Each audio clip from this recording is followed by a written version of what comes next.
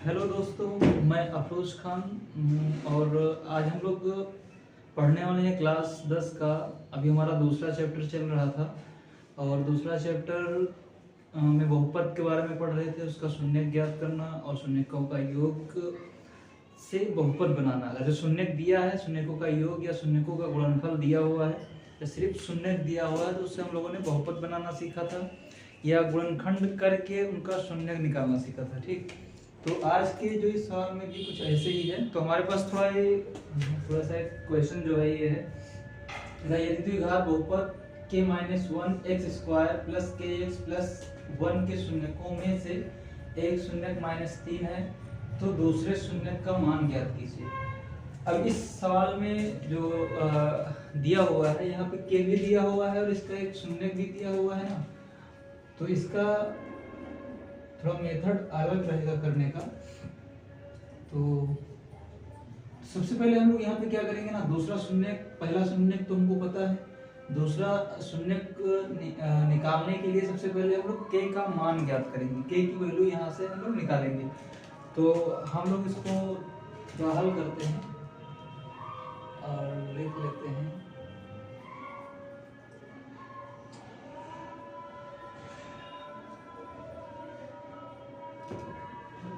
इसको ऐसे कुछ fx इस इक्वेशन को जो है हम लोग कर लेते हैं fx equal to k-1 x² plus kx plus 1।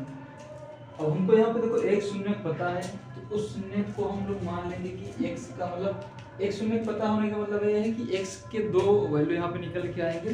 तो पहला वैल्यू देखो यहाँ पे स्क्वायर है ना, तो पहला वैल्यू मतलब यहाँ पे स्क्वायर है, इस वजह से इसके दो मान निकल के आएंगे। तो पहला जो मान है वो -3 और हमको दूसरा निकालना है। तो ऐसा करते हैं कि ये x की जगह पे हम लोग रखेंगे -3 करके। तो f-3 इक्वल टू k-1 और जहाँ जहाँ x है वहाँ पे हम लोग -3 रख दिया जाएगा ऐसे,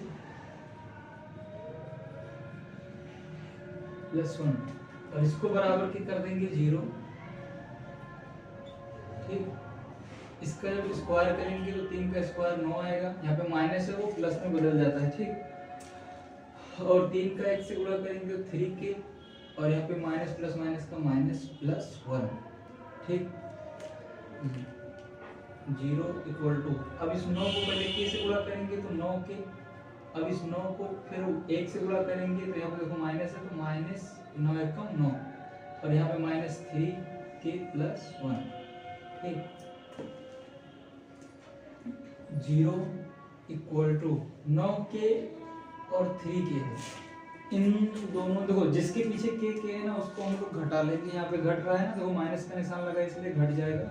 तो 9k में से 3k घटेगा तो बचेगा 6k, और यहाँ पे देखो 9 -9 और प्लस 1 है, तो ये एक माइनस में है दूसरा प्लस में है, तो ये भी घट जाएगा। तो ये घटने के बाद बचेगा कितना, -8। इस 8 को बराबर किधर लाएंगे तो ये +8 हो जाएगा, +8 बराबर 6k, k बराबर 8/6। अब इसको काट पीट के हम लोग एक वैल्यू निकालेंगे, 2 3 6, 2 चौको 8, ये आता है 4/3। तो k का मान निकला है कितना, 4/3।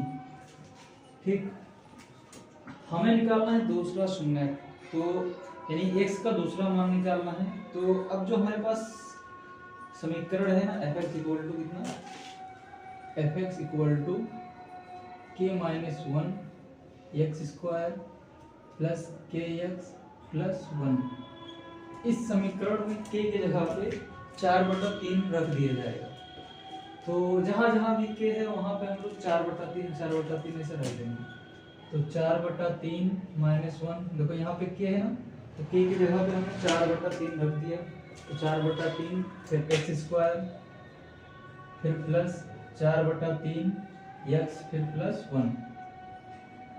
अभी आ जाएगा 1/3 x² प्लस, देखो इसको कैसे करेंगे ना, 3 एकम 3, चलो कर देता हूँ पूरा, 3 एकम 3/3 x² प्लस 4/3 x प्लस 1।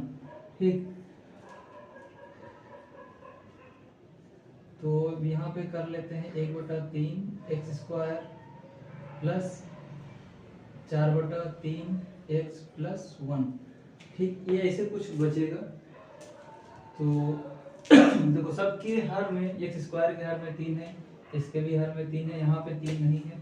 तो इसको क्या करेंगे ना, ऊपर नीचे 3 से गुणा कर देंगे, अंश और हर को 3 से गुणा कर देंगे और 1/3 को कॉमन लेंगे तो इधर आ जाएगा x square plus 4x plus 3। लोग सब में 3 है ना, बट्टे में 3 है, इसलिए हम लोग 1/3 कॉमन ले लेंगे। तो यहाँ से 1/3 कॉमन बाहर निकल जाएगा तो बचेगा एक्स स्क्वायर, और यहाँ से 1/3 निकल जाएगा तो 4x बचेगा, और यहाँ से 1/3 निकल जाएगा तो सिर्फ 3 बचेगा। ठीक, अब यहाँ पे fx इक्वल टू हम लोग करेंगे 0 ताकि इसका गुणनखंड बना सके, और इसको बराबर के इधर लाएंगे तो 0 से गुणा हो जाएगा। तो हमारा जो इक्वेशन बचेगा x square plus 4x plus 3 बराबर 0। ठीक, तो हमारा जो दो घात समीकरण बन के आया ये वाला बन के आया। ठीक, अब इसी का हम लोग गुणनखंड करके इसके शून्य निकाल लेंगे। ठीक, तो हम लोग इसका शून्य गुणनखंड विधि से निकालेंगे। तो देखो एक्स स्क्वायर के गुणांक में कुछ नहीं है, यानी 1 लिखा हुआ है। 3 को 1 से गुणा करेंगे तो 3 एकम 3। देखो इधर देख लो, 3 को 1 से गुणा करा जाएगा तो 3 एकम 3। अब बीच वाले पद में देखो 4x लिखा हुआ है, यानी 4 को हमें ऐसा तोड़ना है कि गुणा करने पर 3 आए और जोड़े तो 4 आ जाए। तो 4 को हम लोग तोड़ सकते हैं, 4 को हम लोग तोड़ सकते हैं 3 प्लस 1 में। अब इन दोनों को अगर जो गुणा कर देते हैं तो 3 एकम 3 आता है, और इन दोनों को जोड़ देते हैं तो 4 आ जाए। ठीक, तो ऐसे इसको देखो x square plus 3 plus 1 x plus 3 बराबर 0। ठीक, ये हमारा बना गुणनखंड। ठीक, अब इसको हम और आगे थोड़ा सा करते हैं। 3 को 1 से गुणा करेंगे 3x, फिर 3 को 1 से गुणा करेंगे तो x प्लस 3 बराबर 0। ठीक, अब दो पद का ग्रुप बना लेंगे इसे। देखो इन दोनों में जो कॉमन है वो है x इसके पास भी है और x इसके पास भी है। 3 इसके पास है लेकिन इसके पास 3 नहीं है, और इन दोनों में कुछ कॉमन नहीं हो रहा है। इसके पास x है तो इसके पास x नहीं है, यहाँ पे 3 है तो यहाँ पे 3 नहीं है। ठीक, तो ऐसे क्वेश्चन को हम लोग करेंगे, इसमें से x कॉमन ले लेंगे तो यहाँ पे बचेगा x। देखो x स्क्वायर है ना, तो एक x निकल जाएगा तो सिर्फ x बचेगा प्लस 3। इसके अंदर से एक कॉमन लेंगे तो x प्लस 3 बचेगा बराबर 0। ठीक, अब देखो दो पद हमको फिर से मिला, इसके अंदर एक ये वाला और एक ये वाला। ठीक, इन दोनों में देखो जो कॉमन है x प्लस 3 यहाँ पर भी है और x प्लस 3 यहाँ पर भी है। तो इसको थोड़ा हम इधर कर लेते हैं। ठीक, x प्लस 3 कॉमन लिया जाएगा तो x प्लस 3 एक ब्रैकेट में, जो बचेगा इसमें से x बच जाएगा, इसमें से 1 बच जाएगा, इसमें x प्लस 1। अगर जो किसी को लग रहा है कि 1 कहाँ से आया, तो देखो जब कुछ कॉमन नहीं होता है ना तो हम लोग जब कॉमन लेते हैं तो 1 कॉमन ले लेते हैं। ठीक, अगर जो कुछ कॉमन होता तो वो संख्या लिया जाता, लेकिन जब कुछ नहीं है तो वहाँ पे 1 ले लेते हैं। ठीक, और इसको करेंगे हम लोग बराबर के 0। अब देखो x प्लस 3 इक्वल टू 0 और x प्लस 1 इक्वल टू 0, दोनों को बराबर 0 कर लेंगे। इस x को बराबर के उधर ले जाएंगे तो -3, और इस 1 को बराबर के उधर ले जाएंगे तो x बराबर -1। तो x का देखो 2 शून्य निकल आया इस समीकरण के, तो x की 2 वैल्यू है, यहाँ पे -3 और -1। पहले से एक शून्य दिया हुआ था -3, वो फिर निकल आया, और जो दूसरा शून्य हमें ज्ञात करना था उसका मान है -1। ठीक, अब हम लोग यहाँ पे जब अपना उत्तर लिखेंगे तो ऐसे लिखेंगे, अतः दूसरा शून्य -1 है। ठीक, तो ये हमारा जो क्वेश्चन था इसका आंसर यही होगा। ठीक, तो इस वीडियो को बढ़िया से रोक के इसको सब उतार लो ऐसे। ठीक, बाकी हम लोग अभी दूसरा क्वेश्चन करते हैं, फिर उसको देखते हैं। तो हमारा जो दूसरा क्वेश्चन है वो है, यदि बहुपद px equal to 2x square plus 5x plus k के शून्य अल्फा तथा बीटा है, संबंध alpha square plus beta square plus alpha beta equal to 21/4 को संतुष्ट करते हैं, तो k का मान ज्ञात कीजिए। तो हमारे पास जो समीकरण है, समीकरण में एक k दिया हुआ है, इसके शून्य है अल्फा बीटा और इस संबंध को संतुष्ट करते हैं। ठीक, संतुष्ट करते हैं तो k का मान ज्ञात करना है। ठीक, चलो हम लोग करते हैं। तो जो सबसे पहले हम लोग समीकरण को उतार लेंगे, px equal to 2x square plus 5x plus k। ठीक, अब इन दोनों का शून्य जो है वो अल्फा और बीटा दिया हुआ है। ठीक, इसके आगे के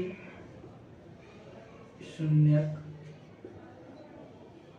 अल्फा तथा बीटा है। ठीक, ये पहले से ही सवाल में दे रखा है।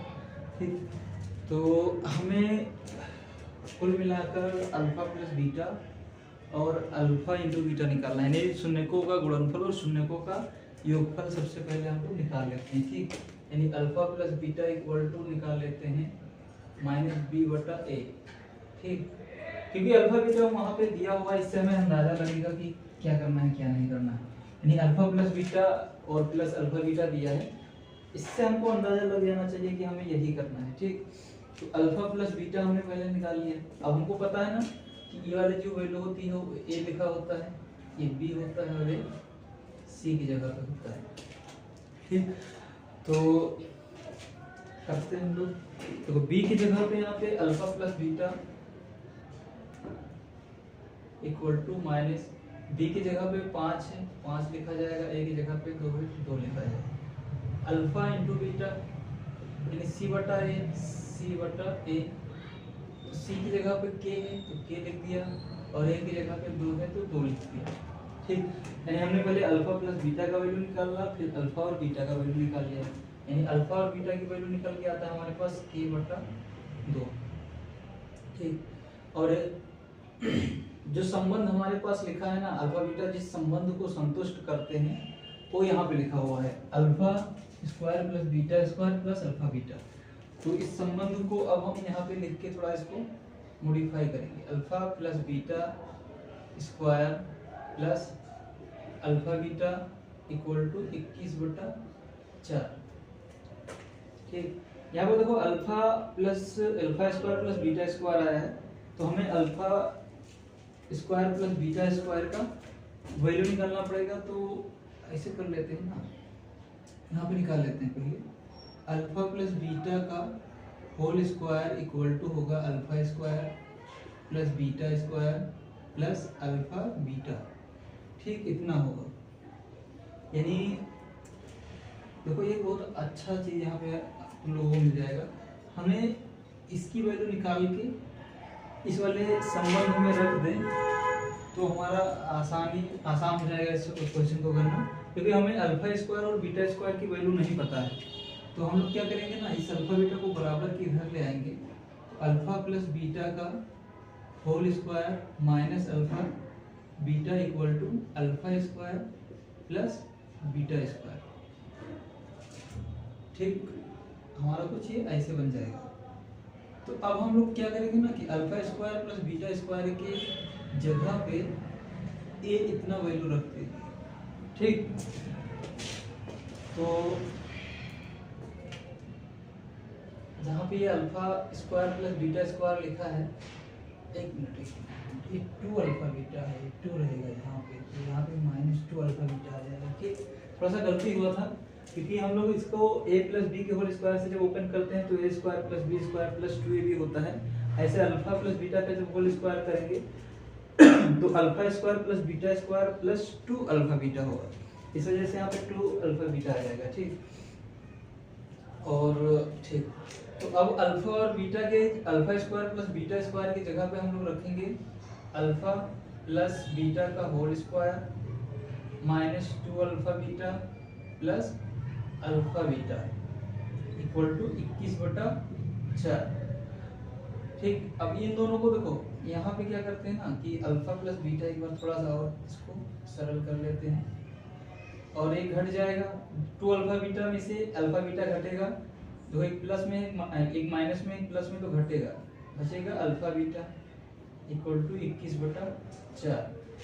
ठीक, अब देखो हमको पता है ना अल्फा प्लस बीटा का वैल्यू पता है कितना है, यहाँ पे दिया हुआ है अल्फा प्लस बीटा का वैल्यू दिया है -5/2। तो अल्फा प्लस बीटा की जगह पे मैंने रखा -5/2 का स्क्वायर, देखो यहाँ पे स्क्वायर लगा इसलिए हमने स्क्वायर लगा दिया माइनस अल्फा बीटा, अल्फा और बीटा का वैल्यू को यहाँ पे दिया है k/2, तो यहाँ पे रखा जाएगा k/2 बराबर 21/4।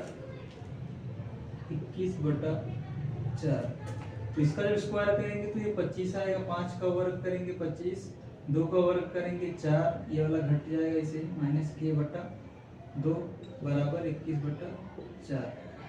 तो ऐसा करते हैं ना, हमको k का वैल्यू निकालना है तो k को बराबर के उधर ले जाते हैं और इसको बराबर के इधर लाते हैं, तो 25/4 माइनस 21/4।